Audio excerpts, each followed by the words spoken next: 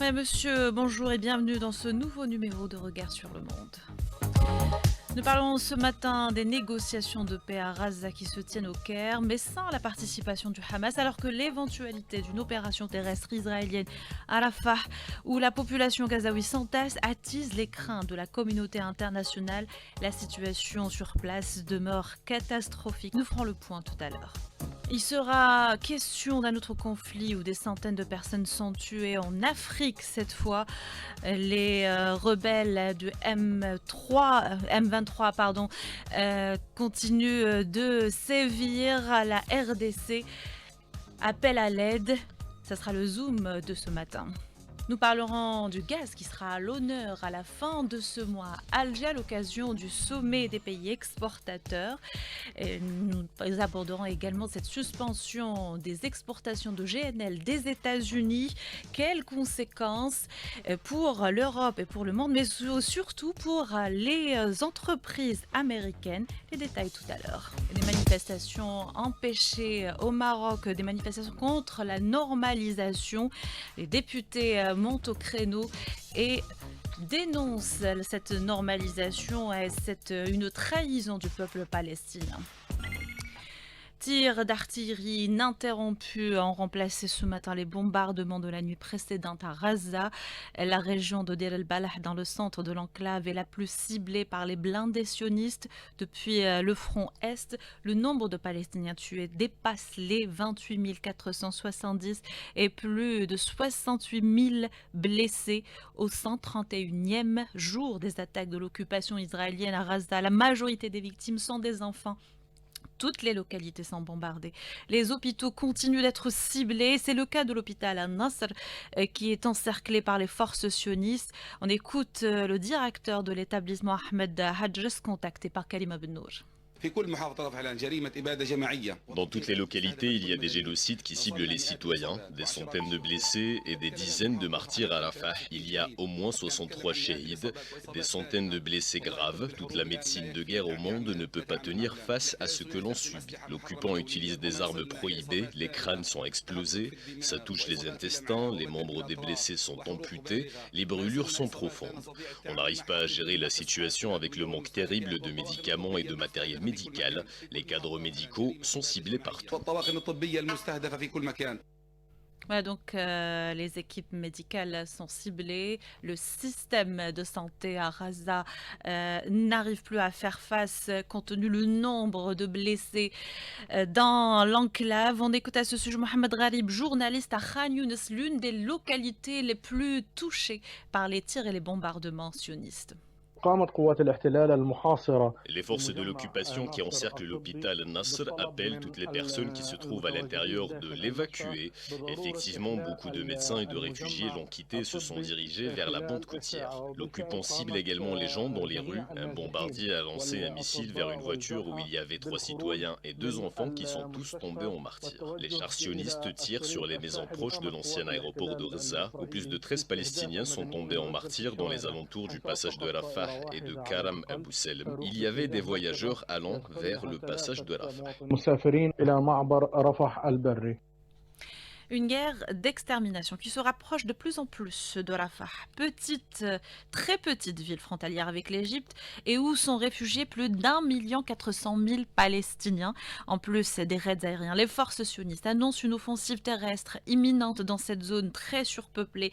Cette perspective laisse présager un scénario encore plus tragique dans la bande de Gaza et des appels à la retenue s'élèvent. L'ONU, plusieurs pays arabes, Pretoria et d'autres États avertissent des conséquences d'une telle incursion dans le sud. La Chine appelle à la retenue. Dans un communiqué, Pékin a exhorté Israël à mettre fin au combat dans la bande de Gaza. La Chine est préoccupée par la situation humanitaire à Rafah.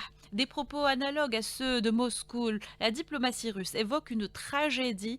Intervenant à une conférence sur le Moyen-Orient au club Valdai ce 13 février, Sergueï Lavrov a jugé sans avenir le refus de compromis d'Israël. Je vous invite à l'écouter.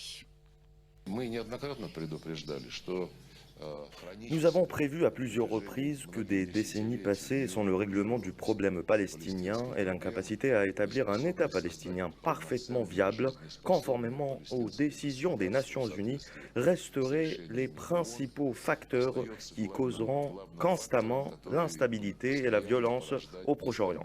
C'est un argument que nos collègues israéliens ont rejeté quand je leur ai parlé à plusieurs reprises. Ils ont dit que c'était une exagération. Les Américains et leurs alliés ont eu la même réaction. De plus, un dialogue pour la normalisation des relations entre la Syrie et la Turquie a été entamé avec l'aide de la Russie et de l'Iran. Les États de la région démontrent ainsi leur capacité à agir efficacement quand on ne les entrave pas. Регионалы доказывают свою способность действовать эффективно, когда им не мешают. Les États-Unis sont le principal fournisseur d'armes à l'étranger d'Israël, lui accordant chaque année près de 4 milliards de dollars d'aide militaire. Jusqu'à présent, Washington n'a tenu compte d'aucune demande pour réduire cette aide. Les États-Unis et ses alliés sont également fustigés par le chef de la diplomatie européenne. Joseph Borrell a critiqué la position américaine et dénoncé les livraisons d'armes à l'entité sioniste par plusieurs pays européens. On l'écoute. Everybody goes to Tel Aviv, begging, please, don't do that. Protect civilians, don't kill so many. Tout le monde va à Tel Aviv pour supplier. S'il vous plaît, ne faites pas cela. Protégez les civils, n'en tuez pas trop. Combien c'est trop? Quelle est la limite? Mais Netanyahou n'écoute personne, ils veulent les évacuer. Où? Vers la Lune? Où vont-ils évacuer ces personnes? Donc, si la communauté internationale croit qu'il s'agit d'un massacre, que trop de gens sont tués, peut-être devrait-il réfléchir aux ventes d'armes? D'ailleurs, aujourd'hui, un tribunal aux Pays-Bas a déclaré avoir ordonné au gouvernement de stopper la livraison à Israël de pièces pour les chasseurs F-35, de manière à ce que la décision de la Cour internationale de justice soit respectée. Chaque État membre est responsable de sa politique étrangère, mais c'est un peu contradictoire de continuer de dire « trop de gens sont tués ». S'il vous plaît, faites attention, s'il vous plaît, n'en tuez pas trop, arrêtez de supplier et faites quelque chose. Please don't kill so many. Stop saying please and doing something. Discours logique qui relève du bon sens, mais qui arrive tout de même à surprendre compte tenu du silence approbateur de l'Occident, voire la connivence de certains États face au génocide perpétré par l'entité sioniste à Gaza. Toujours côté diplomatie, les efforts se poursuivent pour arriver à une trêve durable. Le président américain a déclaré que les négociations avaient avancé, mais les observateurs sont sceptiques. Le Hamas réclame un cessez-le-feu total, une option complètement écartée par Netanyahou. Le mouvement de résistance avait annoncé hier n'avoir aucune délégation présente aux négociations qui se tiennent actuellement au Caire. Il faut rappeler que le blocus empêche les aides humanitaires d'être acheminées dans l'enclave. Une guerre de famine y est pratiquée et la situation humanitaire est catastrophique.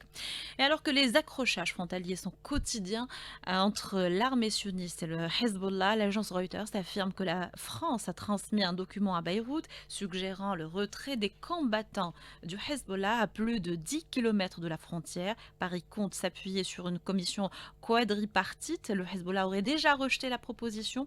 Le parti refuse toute négociation tant que la guerre à Gaza continuera. Et d'après les informations rapportées par L'Orient le jour, la proposition française compte s'appuyer sur une commission chargée de négocier la résolution des différends inspirés du règlement du conflit de 1996. Affaire à suivre. On passe tout de suite à un autre conflit dans la région. Avant de revenir à un autre conflit dans la région, ces manifestations ont pêché hier au Maroc, des manifestations contre la normalisation justement. C'était hier et avant-hier, il y a eu des manifestations à Rabat au cours de la semaine devant le Parlement marocain.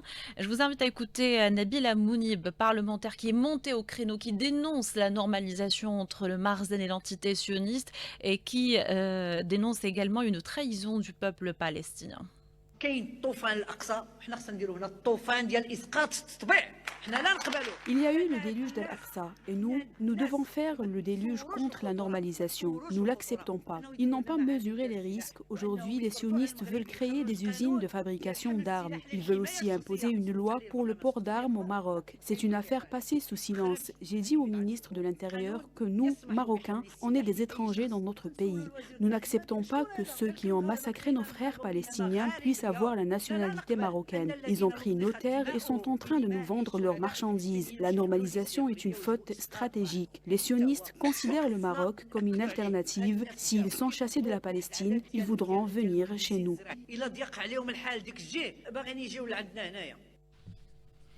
Ouais, donc on reste en Afrique et on va en RDC.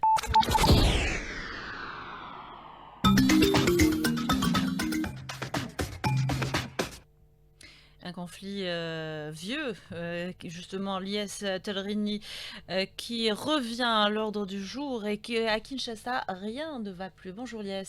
Bonjour Sabrina, absolument à Kinshasa, les manifestants ont investi les rues pour exprimer leur frustration et protester contre l'indifférence et le silence de la communauté internationale face aux violences actuelles à l'est du pays qui ont provoqué le déplacement de plusieurs milliers de personnes au nord Kivu notamment, alors que d'autres ont perdu la vie. Les manifestants ont même ciblé le personnel de la mission des Nations Unies. L'Occident a également été pointé du doigt. Des véhicules de diplomates étrangers ont été cassés et la reprise des combats a causé la mort à au moins 17 militaires la semaine dernière. Le porte-parole de l'armée congolaise, le général Sylvain Ikenge, évoque une question de survie. Les FARDC sont obligés de se battre jusqu'à la dernière goutte de sang. Elles sont obligées de réussir. J'ai dit, c'est une question existentielle et on ne peut pas se permettre de baisser pavillon, sinon le Congo n'existera pas. Nous n'avons pas de choix. Et c'est la périphérie de Goma qui est touchée avec des combats à l'arme lourde qui opposent l'armée congolaise aux rebelles du M23 en référence à l'accord de paix du 23 mars 2009. C'est un groupe actif dans l'est de la RDC qui a émergé en 2012, composé majoritairement d'anciens soldats congolais. Cette crise est alimentée par une combinaison de facteurs, des rivalités ethniques, la lutte pour le contrôle des ressources naturelles riches de la région. S'ajoute à cela les faiblesses institutionnelles du gouvernement congolais. Et si ce conflit dans la région des Grands Lacs fait couler beaucoup d'encre actuellement, la crise, elle, ne date pas d'aujourd'hui et c'est l'indifférence internationale qui contribue, nous dit l'analyste politique Régis Hunkpe.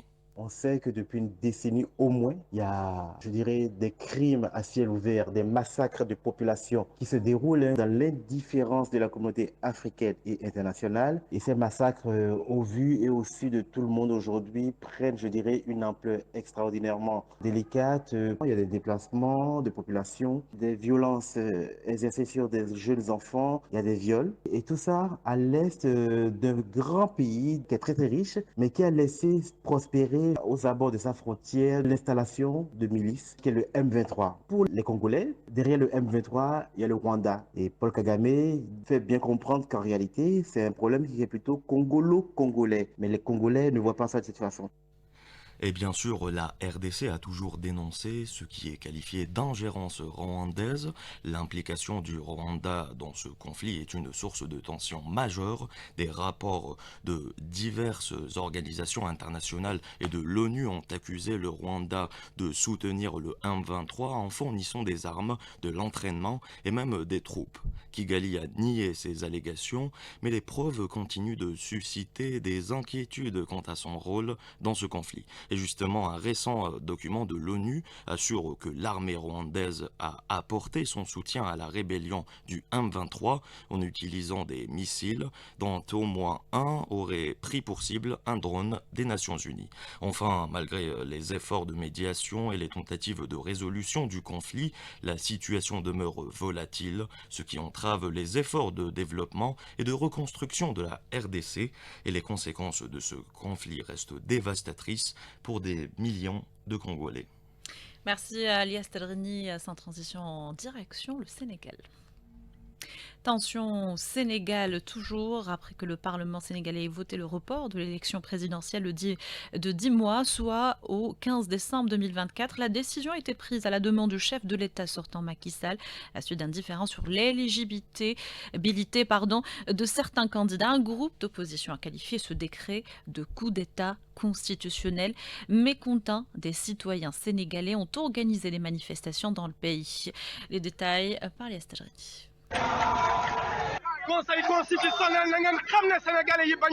Depuis l'annonce du report de l'élection présidentielle, dans les grandes villes sénégalaises, la rue ne décolère pas. Une grande marche était prévue par la société civile à Dakar avant qu'elle ne soit interdite par les autorités locales. La tension monte, il y a eu 3 morts depuis le début des manifestations. Parmi les victimes, un étudiant de Saint-Louis, âgé de 22 ans. Le syndicat de l'enseignement supérieur décrète une grève de 48 heures. Un pays se voit aujourd'hui confronté à d'énormes problèmes constitutionnels. Tiaba Gueye, journaliste sénégalaise. Des journalistes brutalisés, des candidats arrêtés puis libérés, l'Internet des données mobiles suspendu provisoirement. Ainsi s'ajoute le décret portant sur l'arrêt immédiat des motocycles sur toute l'étendue du territoire dakarois. Les députés de l'opposition ont été expulsés de l'hémicycle de force. Le député maire de la ville de Dakar a également soulevé le mutisme de l'Union africaine et le silence de la CEDEAO. Le président en exercice de la CEDEAO, le Nigérian Bola Tinubu, devait rencontrer au Sénégal le président Macky Sall, une visite reportée sine die, alors que l'ONU se dit profondément préoccupée et demande des enquêtes en dénonçant le recours à la force contre les manifestants.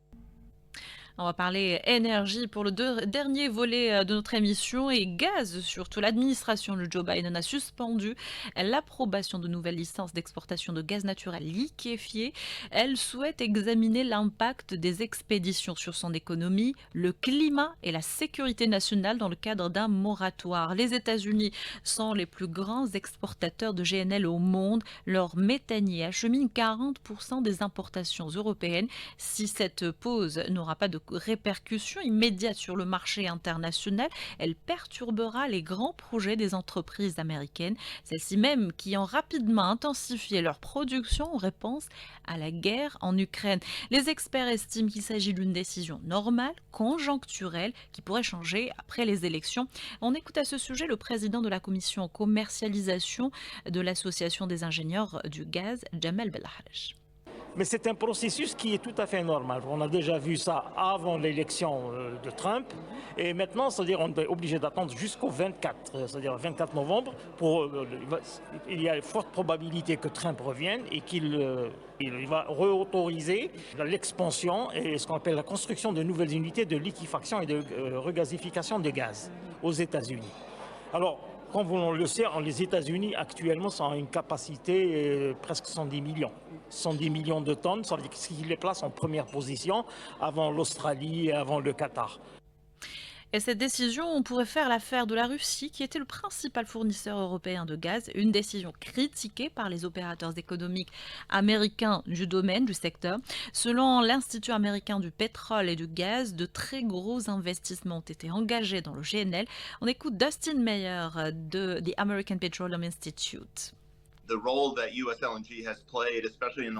rôle qu'a joué le GNL américain, notamment ces dernières années, en aidant nos alliés en Europe en remplaçant le gazoduc russe, est difficile à exagérer. Au-delà des bienfaits géopolitiques, les bienfaits pour l'économie nationale sont tout aussi évidents.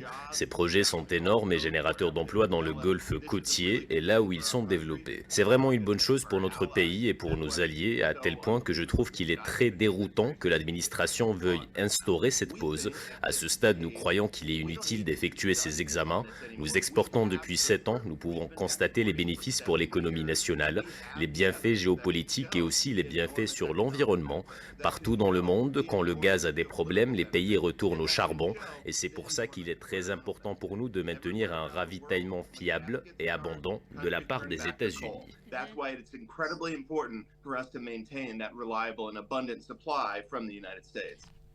L'analyste Dustin Mayer estime qu'il est nécessaire de maintenir le plan d'expansion du GNL lancé par la précédente administration. Le marché est en pleine expansion, on l'écoute. Tout dépend de l'issue des élections, mais nous croyons qu'il y a déjà de sérieuses conséquences. Il y a beaucoup de demandes actuellement sur le GNL américain.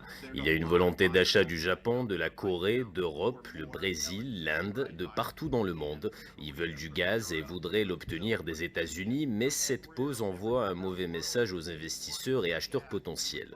Personne ne suggère de ne pas avoir de procédure, mais elle devrait être claire, transparente et ne devrait pas être différée de celle utilisée par l'administration précédente. Il faut savoir que tous les projets d'exportation de GNL en cours aujourd'hui sont le résultat des autorisations de l'administration d'Obama.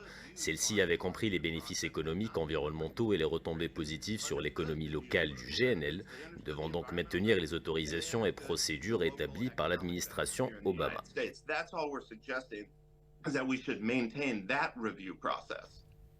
Je rappelle encore une fois que les États-Unis sont les premiers fournisseurs de l'Europe en gaz avec 40% contre 12% pour la Russie, 13% pour le Qatar et 7% pour l'Algérie. Le pays nord-américain devrait rester le principal fournisseur du vieux continent, mais il reste à voir comment cette limitation affectera les nouvelles livraisons d'ici la fin de 2024. Une chose est sûre, le gaz restera la ressource maîtresse pour longtemps. C'est ce que nous explique le président de la commission commercialisation de l'Association des ingénieurs du gaz, Jamal Belharj.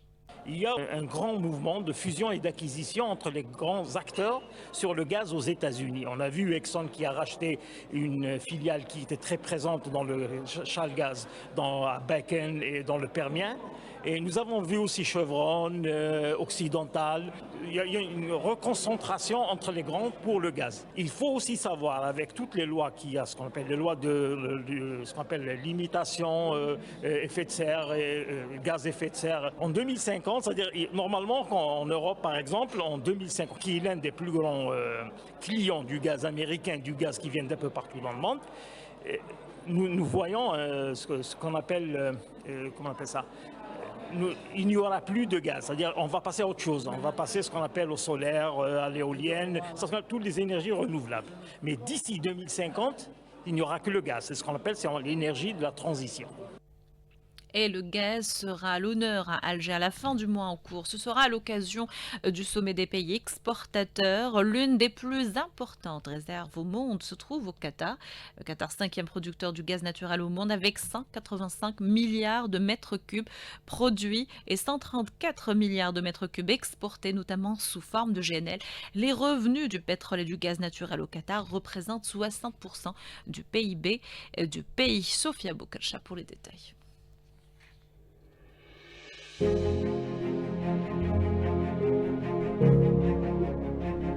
Avec une superficie de 11 771 km², le Qatar, situé au Moyen-Orient, est classé 3e au rang mondial pour ses réserves prouvées en gaz, soit des réserves de 23 800 gigamètres cubes. Avec un produit intérieur brut de 250 milliards de dollars et des réserves gazières stratégiques de l'ordre de 25 000 milliards de mètres cubes, encore en évolution, soit 13% des réserves mondiales en 2020. Les réserves du Qatar sont situées au niveau du gisement North Dome et de loin le plus grand gisement de gaz naturel au monde. Situé en mer, partagé entre les deux pays, le Qatar et l'Iran, ces réserves sont de l'ordre de 51 000 km³ de gaz naturel, soit 20% des réserves mondiales connues. À cela s'ajouterait 50 milliards de barils de condensat. Ils représentent la quasi-totalité des réserves de gaz du Qatar. Les réserves de ce pays sont localisées en offshore, à notre avantage, à proximité de l'Iran, autour du gisement North Dome. Lara Chegrouche, chercheur, directeur du Centre d'études nord-africaines. Ce gisement North Dome, le plus grand gisement du monde, et représente en quelque sorte l'essentiel des réserves de Qatar. La partie iranienne, elle est aussi importante, elle représente 8 milliards de mètres cubes de gaz supplémentaires. À cela s'ajoute bien sûr 50 milliards de barils de condensat, un gaz pétrole très demandé sur le plan international. Avec une production de 185 milliards de mètres cubes, le Qatar représente près de 5% de la production mondiale de gaz. Cette production est en hausse de 1,4% en 2021. Sa part dans la production mondiale est de 5%, donc il est de 5e dans le positionnement mondial. Ces réserves représentent 129 années de production au rythme de la production d'aujourd'hui, c'est-à-dire 185. Pour les exportations, le Qatar est classé 3e au monde. Le volume s'élève à 134 milliards de mètres cubes exportés principalement par mer sous forme de gaz naturel liquéfié, qui absorberait ainsi 43% du gaz produit par le pays. Il représente plus de 10% des exportations mondiales de GNL. Pour le transport du GNL, le Qatar dispose de toute une logistique, avec une grande flotte de méthaniers d'un format particulier, le Qatar Max, le plus grand existant en 2020. 14 Qatar Max au total ont été mis à l'eau de 2008 à 2010. Le Qatar exporte 134 milliards de mètres cubes, 70 millions de tonnes de GNL. Lara Chegrouche, chercheur, directeur du Centre d'études nord-africaines. Sa flotte de transport compte une dizaine de méthaniers, pour un quart exporté à l'Europe et 3 quarts exportés à l'Asie. Donc elle se trouve en forte concurrence avec les pays traditionnels comme la Norvège, l'Algérie, la Russie. Le Qatar, c'est aussi des exportations par gazoduc. En 2021, le volume s'élevait à 21 gigamètres cubes, dont 19 gigamètres cubes vers les Émirats arabes unis et 1 gigamètre cube vers la Sultanat de Oman. Tout est géré par Qatar Energy, la société publique leader. Elle exploite toutes les activités pétrolières et gazières, notamment l'exploration, la production, le raffinage, le transport et le stockage. En 2021, elle a été classée 5e société gazière au monde. Elle a signé plusieurs contrats avec l'entreprise publique chinoise Sinopec et Total Energy. À noter que les revenus du pétrole et du gaz naturel représentent 60% du PIB du pays.